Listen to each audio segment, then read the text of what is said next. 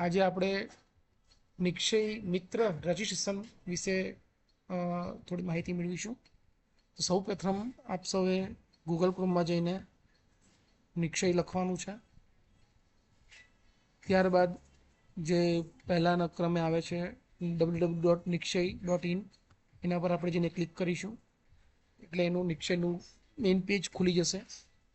ત્યાર પછી એમાં જે લોગિંગ, ન્યૂ હેલ્થ ફેસિલિટી અને કોમ્યુનિટી સપોર્ટ ટુ ટીબી પેશન્ટનો ઓપ્શન જે છે એ આપણે સિલેક્ટ કરવાનું છે. ત્યારબાદ આપણે પ્રધાનમંત્રી ટીબી મુક્ત ભારત અભિયાન જે લખેલું છે એના પર આપણે ક્લિક કરીશું. ત્યારબાદ આ કેપ્શન ઓપન થશે જેની અંદર આપણે નિક્ષય મિત્ર રજિસ્ટ્રેશન ફોર્મ ઓપન થશે. તો આપણે એના પર ફોર્મ ઉપર ક્લિક કરીશું એટલે આપણું એક ફોર્મ ઓપન થઈ જશે. તો એ ફોર્મની અંદર આપણી પોતાની એટલે આપણે જે વોલન્ટિયર્સ છે એમની પોતાની વિગત નાખવાની છે, જેમ કે નામ અને માય ભારત. નિક્ષય મિત્ર ટાઈપની અંદર ઘણા બધા આવી રહ્યા છે. સપોઝ માનો જેમ કે કોઈ એનજીઓ હોય તો એનજીઓ તરીકે રજિસ્ટ્રેશન કરી શકે છે, ઇન્સ્ટિટ્યૂટ તરીકે રજિસ્ટર કરી શકે છે.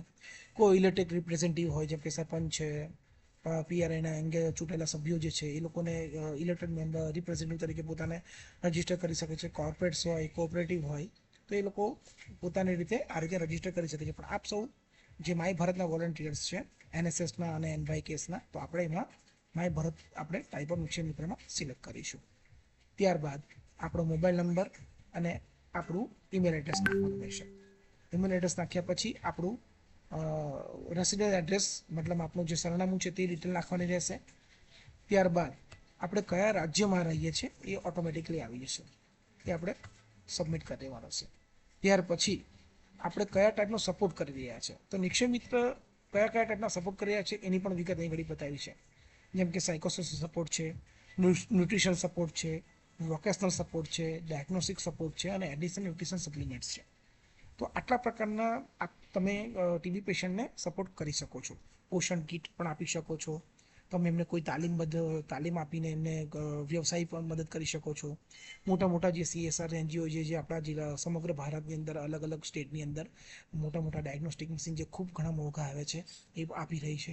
અને એડિશનલ ન્યુટ્રિશન સપ્લિમેન્ટ પણ ઘણા બધા લોકો આપણને આપી રહ્યા છે.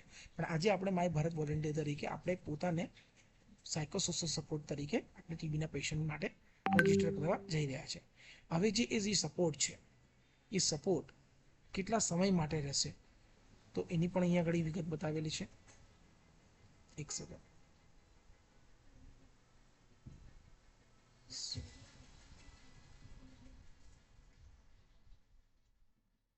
આપણો સ્ટેટ, આપણો જિલ્લો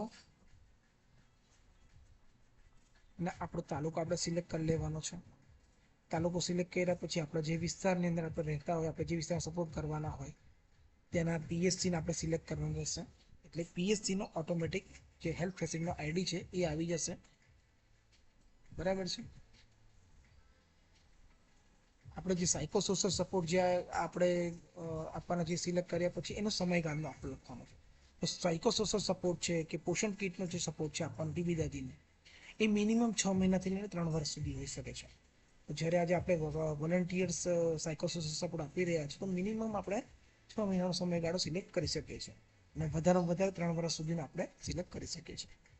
આટલું પોર્શન સિલેક્ટ કર્યા પછી તમારે કયા વિસ્તારમાં જિયોગ્રાફિકલ તમે જે વિસ્તારમાં રહો છો, સપોઝ મને આ PSC આપણે સિલેક્ટ કર્યું છે તો PSCના તમામ પેશન્ટને આપણે સપોર્ટ કરી રહ્યા છે કે આપણે ફક્ત ઇન્ડિવિડ્યુઅલ ગણતરીના પેશન્ટ કે એક પણ હોઈ શકે, 5 પણ હોઈ શકે, 10 પણ હોઈ શકે છે. તો આપ સપોઝ માનો જે તે PSCના વિસ્તારમાં આપણે જે રહી રહ્યા છો એ વિસ્તારની અંદર સપોઝ આપણે 5 દર્દીને સપોર્ટ કરવા જઈ રહ્યા છે તો આપણે 5 સિલેક્ટ કરીશું. એ તમારા પર વોલન્ટિયર નક્કી કરવાનું છે. વિલિંગનેસ તમારી છે, તમારી ઈચ્છા પ્રમાણે કે તમે કેટલા પણ દર્દીને સપોર્ટ કરવા જઈ રહ્યા છો. આપણે મિનિમમ 1 પણ લખી શકો છો. ઠીક છે.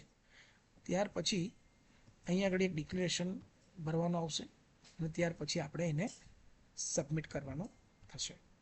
આ સબમિટ કરશો એટલે એક ટોકન ID જનરેટ થશે અને ટોકન ID જનરેટ થયા પછી એ ટોકન ID આપણે સેવ કરવાનું રહેશે. એ આપણને કામ લાગશે અને ફર્ધર જિલ્લા ક્ષય અધિકારી આપણી સાથે સંપર્ક કરશે કે આપણે આગળ કઈ રીતનો સપોર્ટ કરવો.